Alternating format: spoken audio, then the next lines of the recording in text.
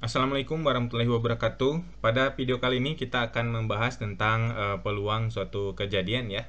Nah, peluang suatu kejadian itu merupakan perbandingan antara banyak kejadian yang diminta ya atau yang dibicarakan dibandingkan dengan banyak semua kemungkinan yang bisa terjadi di semesta yang dibicarakan ya. Nah, peluang kejadian ini akan kita mulai dulu dengan kejadian tunggal ya. Jadi di sini hanya membicarakan satu kejadian.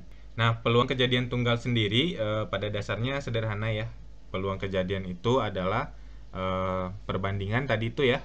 Kalau banyak kejadian yang dibicarakan itu adalah NA dan banyak semua kejadian di semestanya itu adalah NS, maka peluang kejadian A itu adalah NA per NS.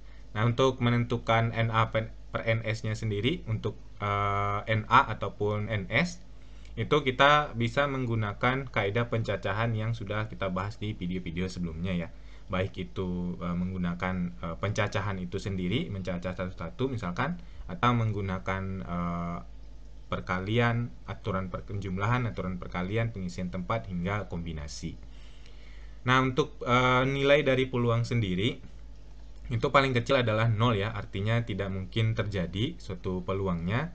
Dan yang paling besar itu adalah 1. Jadi peluang itu berkisar di antara 0 sampai 1. 1 itu sendiri artinya kepastian ya, atau sesuatu yang pasti terjadi. Nah, jika peluang suatu kejadian ini kita simbolkan PA, maka dia punya komplement atau peluang tidak terjadinya suatu kejadian A. Kita simbolkan dengan P komplement A. Nah, kalau kita jumlahkan antara peluang A dengan peluang komplement A, maka nilainya haruslah 1 ya. Di PA ditambah P komplement A itu sama dengan 1. Nah, untuk lebih jelasnya kita akan coba membahas beberapa contoh sederhana ya. Yang pertama, di sini kita punya kasus berapa peluang muncul mata dadu genap pada pelemparan satu dadu. Nah, di sini NS-nya adalah satu dadu ya, atau semestanya adalah satu dadu. Dimana kita tahu kalau banyak kejadian di satu dadu itu adalah 6 ya, yaitu bisa mata dadu 1, 2, 3, 4, 5, dan 6. Jadi NS-nya adalah 6 ya. Sementara untuk kejadian yang diminta yaitu mata dadu genap. Di sini mata dadu genap itu kalau kita simbolkan sebagai NA itu isinya adalah bisa mata dadu 2, bisa mata dadu 4, dan bisa mata dadu 6. Jadi di sini NA itu adalah sebanyak 3 ya. Sehingga dengan demikian maka peluangnya itu adalah 3 per 6 atau ini sama dengan 1 per 2. Nah, itu kasus pertamanya. Kita lanjutkan ke kasus berikutnya. Nah, di sini kita bertemu dengan kasus ya, kita melempar uang logam. Ada 3 uang logam kita lempar sekaligus. Nah, maka peluang muncul paling sedikit 2 sisi angka. Nah, kalau 3 uang logam kita lempar sekaligus, maka semestanya adalah, nah ini ya. Jadi bisa angka semua yang muncul, bisa angka-angka gambar, angka-gambar angka, dan seterusnya. Bisa juga gambar semua yang muncul ya. Nah, jadi di sini yang menjadi NS-nya adalah ada sebanyak 8 ya. Yaitu gambar semua, angka-angka gambar, dan seterusnya. Jadi NS-nya di sini ada sebanyak 8 kemungkinan. Yang diminta dia maunya adalah paling sedikit 2 sisi angka ya. Jadi kita akan mencari dari banyak kemungkinan ini mana saja yang memuat paling sedikit 2 sisi angka. Yang pertama ini angka semua masuk ya, karena memuat paling sedikitnya 2. Kemudian angka-angka gambar juga masuk. Angka gambar angka juga ya, karena angkanya ada 2. Angka gambar-gambar tidak ya, karena angkanya cuma 1. Gambar angka-angka masuk.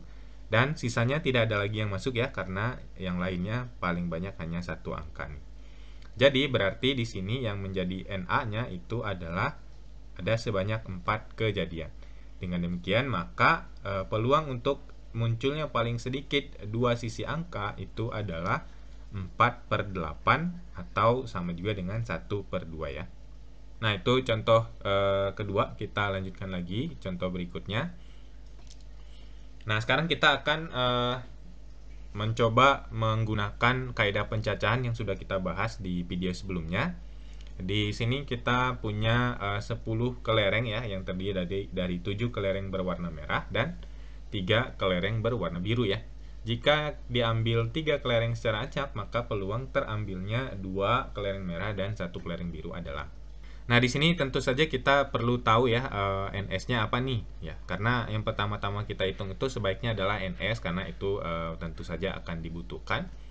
Nah, di sini NS-nya adalah kita mengambil 3 kelereng ya.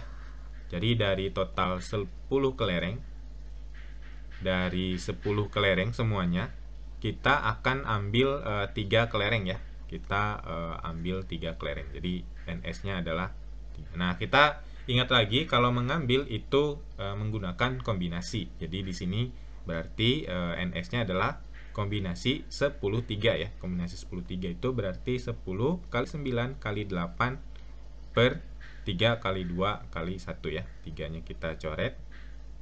3, 2-nya kita coret sama 4. 8 berarti NS-nya adalah sebanyak 120. Nah, baru kemudian kita cari atau kita hitung NA-nya. Nah, NA-nya di sini dia spesifik ya, mintanya 2 merah dan 1 biru ya. 2 merah dan 1 biru. Nah, kita gunakan lagi kaidah pencacahan. 2 merah itu berarti merahnya ada 7 ya. Nanti ini kombinasi dari 7 kita ambil 2 dan biru itu biru itu adalah kombinasi, birunya 3, kita ambil 1. C72 sesuai hitungan kombinasi ini adalah 7 kali 6 bagi 2 dan C31 ini adalah 3 ya. Ini tidak kita hitung totalnya juga tidak masalah ya. Jadi ini kita biarkan 10 kali 3 kali 4 untuk NS-nya juga tidak masalah. Sementara untuk NA-nya kita biarkan 7 kali 3 kali 3. Karena nanti kita akan menggunakan perbandingan sehingga bisa kita sederhanain ya. Sehingga peluang kejadian A ini adalah NA-nya 7 kali 3 kali 3 kita bagi NS-nya adalah 10 kali 3 kali 4 ya. Ini 3-nya bisa kita sederhanain. Oh, ini 3 ya. Nah, 7 kali 3 berarti peluang kejadiannya adalah 21 per 40 ya. Nah, itu untuk contoh menggunakan kombinasi. Kita lihat lagi berikutnya, di peluang kejadian tunggal ini ada namanya frekuensi harapan ya. Frekuensi harapan ini harapan terjadinya suatu kejadian itu setelah dilakukan N kali percobaan. Dimana rumusnya itu adalah frekuensi harapan kejadian A itu adalah N dikali peluang A, atau banyak percobaannya dilakukan dikali dengan peluangnya ya. Contohnya, nah di sini kita punya kita punya peluang munculnya mata dadu genap ya pada pelemparan satu mata dadu. Dimana tadi peluangnya itu adalah, setelah kita hitung, peluang munculnya mata dadu genap itu adalah 1/2 ya. Nah, jika mata dadunya kita lempar sebanyak 100 kali, maka frekuensi harapannya itu adalah 100 kita kali 1/2. Itu artinya dari 100 kali itu ada 50 kemungkinan munculnya mata dadu genap. Jadi frekuensi munculnya mata dadu genapnya itu ada sebanyak 50 dari 100 kali perlemparan. Itu frekuensi harapan ya. Kita lihat lagi berikutnya ada namanya peluang majemuk ya. Peluang majemuk ini membicarakan lebih dari satu kejadian. Nah, di sini peluang majemuk sendiri ada beberapa bagian lagi. Yang pertama, kejadian saling lepas. Kejadian saling lepas ini artinya dua kejadian ya di satu semesta yang dibicarakan, tetapi tidak ada kejadian yang beririsan atau tidak ada kejadian yang terjadi di kedua tempat, di kedua kasus yang diminta. Dirumuskannya peluang saling lepas ini P, A atau B. Nah, jadi di sini menggunakan kata hubung atau ya. Peluang A atau B itu sama dengan peluang A ditambah peluang B ya. Untuk contoh sederhananya kita akan lihat. Nah, di sini ada dua dadu dilempar bersama-sama. Peluang muncul jumlah mata dadu 9 atau 10 adalah. Nah, di sini dia meminta dua kejadian ya, yaitu mata dadu 9 ini sebagai kejadian A, dan di sini juga sebagai kejadian keduanya adalah peluang muncul mata dadu 10. Jadi ada dua kejadian yang diminta. Nah, jadi kita harus mencari dua kejadian tersebut. Nah, karena ini di sini dua dadu, jadi semestanya kalau kita cacah itu adalah ini ya. Nah, semestanya kalau kita melakukan pelemparan dua mata dadu. Ada sebanyak 36 nih. NS-nya ya. Ini ada sebanyak 36.